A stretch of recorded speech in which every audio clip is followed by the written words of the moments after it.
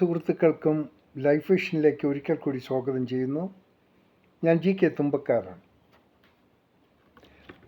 നമ്മൾ ചരിത്രത്തിൽ പഠിച്ചിട്ടുള്ള ഒരു ധീര വനിതയാണ് ഝാൻസി റാണി. നമുക്കെല്ലാവർക്കും അറിയാം. ബ്രിട്ടീഷിനോട് സ്വയം പൊരുതി മരിച്ച ഒരു സ്ത്രീ. ഇന്നും അവരെ ഒരു ധീര വനിതയായിട്ടാണ് നാം കാണപ്പെടുന്നത്.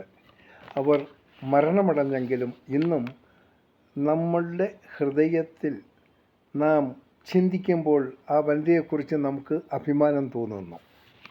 അത് ഝാൻസി റാണി. എന്നാൽ ഇന്ന് ഇന്ത്യയിൽ ജീവിച്ചിരിക്കുന്ന അതേ പരിവേഷമുള്ള ഒരു ഝാൻസി റാണിയുണ്ട്. നിങ്ങൾക്കറിയുമോ അതാരാണെന്ന്?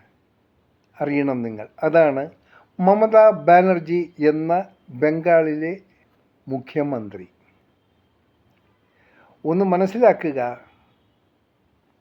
യഥാർത്ഥത്തിൽ ഇന്ന് ജീവിച്ചിരിക്കുന്ന ഒരു ഝാൻസി റാണിയാണ് ഈ മമതാ ബാനർജി. അവരെ തോൽപ്പിക്കാൻ ഇന്ത്യ മഹാരാജ്യത്തിൻ്റെ പ്രധാനമന്ത്രി ശ്രീ നരേന്ദ്രമോദിയും ആഭ്യന്തരമന്ത്രി അമിത്ഷായും 1.5 ലക്ഷം കേന്ദ്രസേനയും പറയുന്നത് മാത്രം ചെയ്യുന്ന ഇലക്ഷൻ കമ്മീഷനും കൂട്ടരും ചെയ്യാത്ത കുറ്റത്തിന് ഏത് സമയത്തും എന്തെങ്കിലും പേര് പറഞ്ഞ് ആൾക്കാരെ തീഹാർ ജയിലിൽ അടയ്ക്കാൻ ഒരുങ്ങി നിൽക്കുന്ന കേന്ദ്ര ഏജൻസികൾ, ഇവരെല്ലാം തമ്പടിച്ചിരിക്കുന്നത് ഇന്ന് ബംഗാളിലാണ്. പ്രധാനമന്ത്രി രാജ്യത്തിൻ്റെ കാര്യങ്ങളും ഇൻ്റർനാഷണൽ കാര്യങ്ങളും ഒന്നും ഇടപെടാതെ ഏറ്റവും കൂടുതൽ ശ്രദ്ധിക്കുന്നത് അദ്ദേഹത്തിൻ്റെ കൂട്ടാളിയുമായി ഒന്നിച്ച് ഗുജറാത്തിൽ നിന്ന് വന്ന ആഭ്യന്തരമന്ത്രി അമിത്ഷായും ഇവരൊക്കെ കൂട്ടി അറ്റാക്ക് ചെയ്യുന്നത് ഒരു സ്ത്രീയെയാണ്, മറ്റാരെയുമല്ല. ഇവർ ചെയ്യാത്ത കുറ്റത്തിന് പലരെയും പിടിച്ച് തിഹാർ ജയിലിലാക്കിയെങ്കിലും ഇവർക്ക് ഈ മമതാ ബാനർജിയെ ഒരു കുറ്റത്തിനും ശിക്ഷിച്ച് ജയിലിലാക്കാൻ സാധിച്ചില്ല. പല അടവുകളും പയറ്റുന്നു. ഏറ്റവും കൂടുതൽ സമയം നിന്ന് എന്താണ് ഇവർ ഈ മമതാ ബാനർജിയെ ഭയപ്പെടുന്നതിൻ്റെ കാരണം എന്താണ്? അത് നമുക്ക് മനസ്സിലാകുന്നില്ല.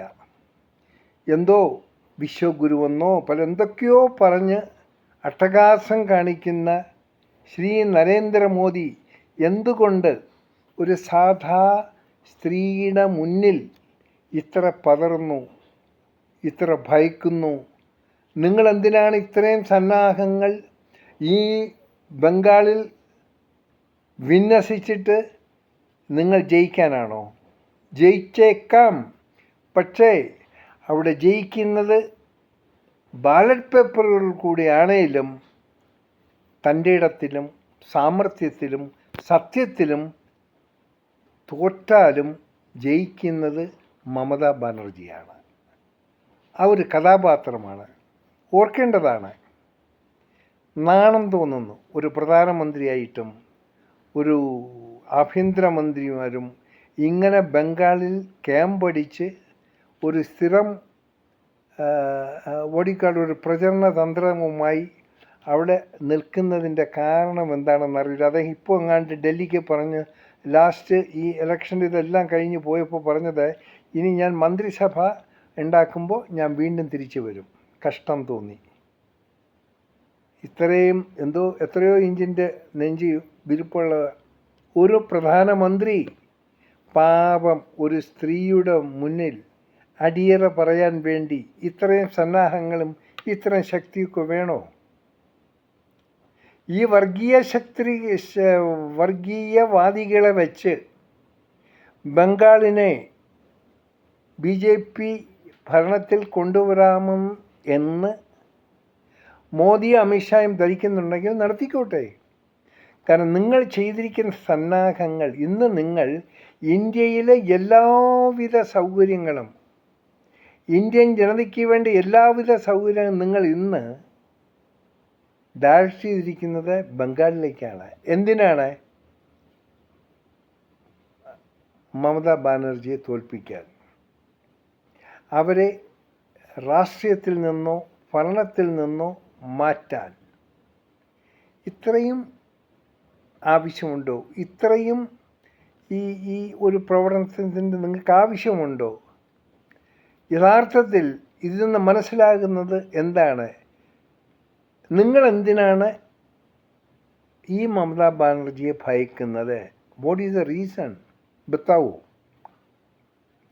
मैं मोदी जी से या अमित शाह जी से पूछ रहा हूँ, क्यों आप लोग इतना घबराता है, क्यों डरता है? वो मंत्री है, वो अपना काम करता है, आप क्यों उधर जाकर इतना परेशानी हो रही है? इसका कोई ज़रूरत नहीं है. जो सीधा साधा आदमी लोगों को लड़ाओ, मैदान में आकर लड़ने का है. ये ऐसा नहीं है चुपके ऐसा नहीं कराने का. ये पूरा एजेंसी को लेके उधर लगा के वो जो इलेक्शन कमीशन जो आप बोलेगा वही ये करता है.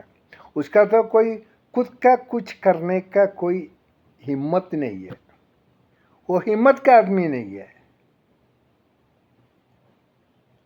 मोदी साहब, आप सोच लिए, आप इंडिया का प्रधानमंत्री है, ये सोचना चाहिए. देखो, पूरा पूरा आदमी लोगों को मालूम है आप कैसा आपका ये रूलिंग किया गुजरात में. पूरे लोगों को मालूम है. इतना धमकी देके बीजेपी को कैसा भी जो मिनिस्ट्री में लाना है, क्या ज़रूरत है? वो लोग जो मन में है वो लोग करने दो. നിങ്ങൾക്ക് എത്ര വോട്ടേഴ്സ് ഉണ്ടോ ആ വോട്ടേഴ്സ് കറക്റ്റായിട്ട് വോട്ട് ചെയ്താൽ നിങ്ങൾക്ക് ഈ തൃണമൂൽ കോൺഗ്രസിൻ്റെ അടുക്കലേക്ക് എത്താൻ പറ്റില്ല. അതിൻ്റെ പ്രധാന കാരണമാണ് പല നിയമങ്ങളും കൊണ്ട് ഈ ഇലക്ഷൻ കമ്മീഷനെ വെച്ച് ലക്ഷക്കണക്കിന് ആൾക്കാരുടെ വോട്ട് കട്ട് ചെയ്ത് മാറ്റിക്കളഞ്ഞത്. അതാണല്ലോ ഇപ്പോൾ സംഭവിച്ചത്. എന്തായിരുന്നാലും കാത്തിരുന്ന് കാണാം. 4-ാം തീയതി വരെ നമുക്കൊന്ന് വെയിറ്റ് ചെയ്യാം. അതിൽ മമതാ ബാനർജി തോറ്റാലും അവർ ജയിക്കുകയാണ് ചെയ്തത്. ആരോട്? കേന്ദ്ര സംവിധാനങ്ങളോട്. കേന്ദ്രത്തിൻ്റെ എല്ലാ മിഷനറീസും ഉപയോഗിച്ച് സാക്ഷാൽ പ്രധാനമന്ത്രിയും അമിത്ഷായും ഒന്നിച്ച് ക്യാമ്പടിച്ച് ഫൈറ്റ് ചെയ്ത മമതാ ബാനർജിയെ തോൽപ്പിക്കുന്നെങ്കിൽ നിങ്ങൾ തോൽപ്പിച്ചു പോയി. കാര്യം നിങ്ങൾ ചെയ്ത സംവിധാനങ്ങൾ അവർ തോറ്റിരിക്കണം, തോറ്റേ പറ്റൂ. നിങ്ങൾ തോൽപ്പിക്കാനുള്ള ഇതൊക്കെ ചെയ്ത് അവർ തോറ്റുപോയേക്കാം. പാപം, അവരൊരു സ്ത്രീയാണ്. യഥാർത്ഥത്തിൽ ഇന്നത്തെ ഇനി ആകാനുള്ളത് ഒരു ഝാൻസി റാണിയാണ് മമതാ ബാനർജി. കാണാം 4-ാം തീയതി ജനത്തിൻ്റെ വിധി എന്തായിരുന്നു അന്നറിയാം. ഒരു പക്ഷേ മോദിജിയും അമിത്ഷായും ജയിച്ചേക്കാം. അതിൽ വലിയ കാര്യമൊന്നുമില്ല. കാരണം നിങ്ങൾ ജയിച്ചത് പൂര ഇന്ത്യയിലെ എല്ലാവിധ സംവിധാനങ്ങളും നിങ്ങൾക്ക് വേണ്ടി ഉപയോഗിച്ചു. അങ്ങനെ നിങ്ങൾ വിജയം കൈവരിച്ചെങ്കിൽ അവിടെ തോൽക്കുന്നത് മമതാ ബാനർജി ആണെങ്കിലും ജയിച്ചത് അവരാണ് ഒരു വീര പരിവേഷം കിട്ടിയ ഇന്നത്തെ ഈ നൂറ്റാണ്ടിലെ ഝാൻസി റാണി. നിങ്ങൾ ജയിക്കൂ, നിങ്ങൾ ജയിക്കണം, നിങ്ങൾ ജയിച്ചേ പറ്റൂ. ഇനി ഒരു പക്ഷേ മമതാ ബാനർജി ജയിച്ചാൽ ഈ അമിത്ഷായും ഈ മോദിയും രാജിവെക്കുമോ? ധാർമ്മികത ഉണ്ടെങ്കിൽ അതും കൂടെ ചെയ്യണം. അങ്ങനെയുള്ള പ്രസ്താവന നിങ്ങൾ നടത്തണം. ഇതുവരെ നടത്തിയിട്ടില്ല. देखता हूँ मोदी जी, आप जीना चाहिए, आप जीते रहो. आपका दोस्त है ना जो साथी आया था ना गुजरात से, अमित शाह जी, आप भी जीते रहो. अगर वो जो ममता बनर्जी हारेगा वो बनेगा झांसी റാണി. ഇത് നാം എല്ലാം മനസ്സിലാക്കേണ്ട ഒരു വസ്തുതയാണ്. എന്താണ് ഭരണം? ഇവിടത്തെ യഥാർത്ഥത്തിൽ ഈ വർഗീയത പ്ലാന്റ് ചെയ്ത് ഇന്ത്യയെ തകർക്കാൻ ശ്രമിക്കുന്ന കൂട്ടരാരാണെന്ന് നമുക്കിപ്പോൾ മനസ്സിലായി. അതിൻ്റെ യാഥാർത്ഥ്യം നമ്മൾ മനസ്സിലാക്കിക്കൊണ്ടിരിക്കുകയാണ്. കാണാം, സത്യമേ ജയിക്കൂ, സത്യം ജയിക്കണം. സത്യം അതിൻ്റെ റിസൾട്ട് തരുന്നത് ഇമ്മീഡിയറ്റ് ആയിരിക്കില്ല, കുറച്ച് വൈകിയായിരിക്കും.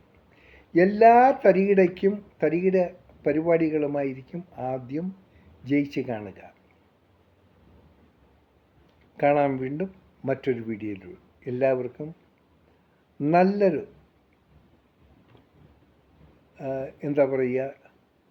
നല്ലൊരു ശുഭരാത്രി നേർന്നുകൊള്ളുന്നു. കാണാം വീണ്ടും നാളത്തെ സുപ്രഭാതത്തിൽ. Thank you.